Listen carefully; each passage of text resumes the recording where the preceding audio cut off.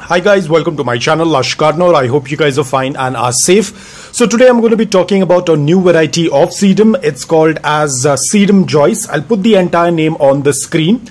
Now remember guys, this belongs to the genus of sedum, so you have to be a little bit careful with the handling of the succulent, because sedums are ideally known to have very delicate leaves and the leaves tend to fall off very easily, and the same thing can go with our Joyce as well. So now this succulent, it does not look that great right now. It looks very lifeless because I forgot to water it, and it does not have a lot of colors. But what I'm going to do is I'm going to show you a picture of how it looked probably a year back. I'm not very sure, but I'll put the date as well on the screen. So this is the image of my Sedum Joyce, probably a year back. I'll put the date on the screen.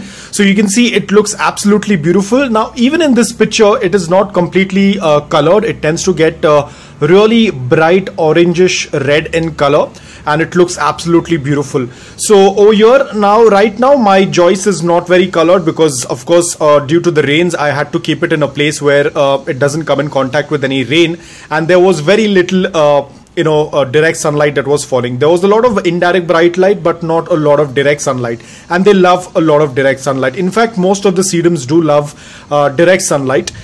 So the same thing happened over here. So what I decided is I want to repot them, but I do not want to repot all of them because I want to multiply them. So I want to put them in each pot. So the rest two of them I will do it later, but for this video I will be repotting this Joyce over here. So always remember, whenever you are doing a repotting, ensure that the soil in the original pot has to be completely bone dry, and the soil that you're going to be using in your new pot also has to be completely bone dry. Now I'm using a small little pot over here, and I have filled it up. The drain hole, I have completely covered it up with some pieces of broken clay pots. Whenever I tend to make some clay pots, I always have this excess material that I let it dry in the sun, and then I break them into smaller chips, and then I can just use them at the base. They are also very gritty, so it allows the water to flow out easily. So let me completely fill it up with soil, and I'm going to get back to you. So I've gone ahead and filled it up with soil, the same soil mix that I tend to use for all of my succulents, so which is loose, porous and well draining, which is very gritty. So I'm going to take it out. Now I'm not going to disturb the roots because I know I'm very confident about my soil. It is very loose and porous, and you can see there is a small little pup as well. So I do not want to disturb the root system. Now very gently I will push it into the soil and then cover it up with a little bit more of soil.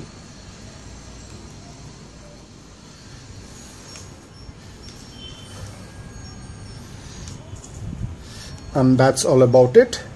Now what I always notice is a lot of these succulents, especially the ones that tend to grow more vertically, they start to lean, especially because right now it has just been potted and it can be very shaky. Especially if there is a lot of strong wind, definitely this is going to get uprooted because the roots are very small right now. It has to still adapt. So what I tend to do is I tend to give a little bit of balance, because when we tend to repot, the succulent is very unstable initially. It yet has to put out the new roots and get anchored itself into the soil. So a lot of times if you're going to place your succulent just like that, and if there is a lot of strong wind, the succulent will get knocked off very easily from the pot. So what I'm going to do is I'm going to give it a little bit of support. So now what I'm going to do is just to give it a little bit of support. You can see it's a little bit tilting towards the side.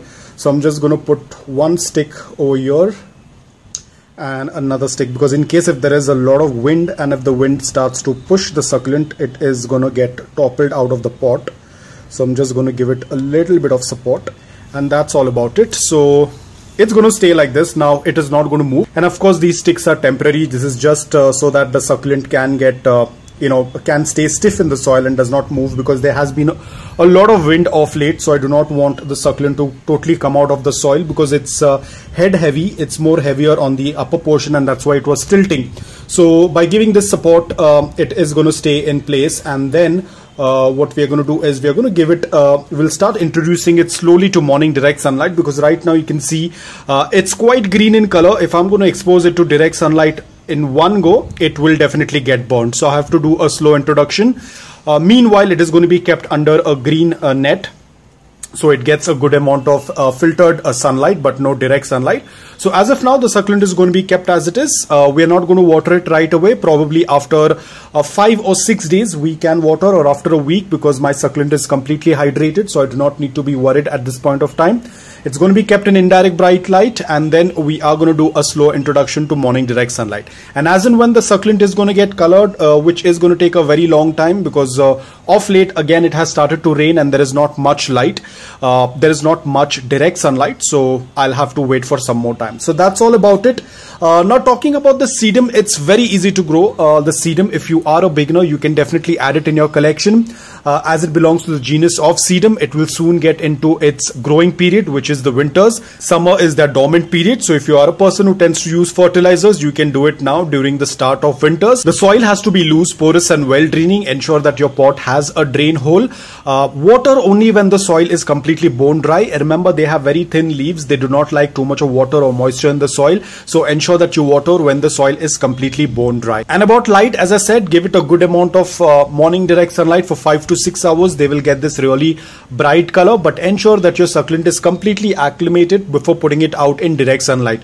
You can grow it in indirect bright light as well, but the colors will not be very intense. Like right now, mine is in indirect bright light and the colors are not very intense as what it was earlier. But as and when we are going to expose it to direct sunlight, morning direct sunlight, after acclimating it, then it's going to get that beautiful color. Now bugs are not much of an issue. I have it for almost a year, probably more than that. I haven't had any issues with mealybugs or any kind of pest. They are quite resilient towards it, just like any other sedums. Sedums usually do not get affected a lot with mealybugs. Now when I say that they don't get affected, there could be some chances depending upon your environment and climate, but ideally they do not get affected with mealybugs.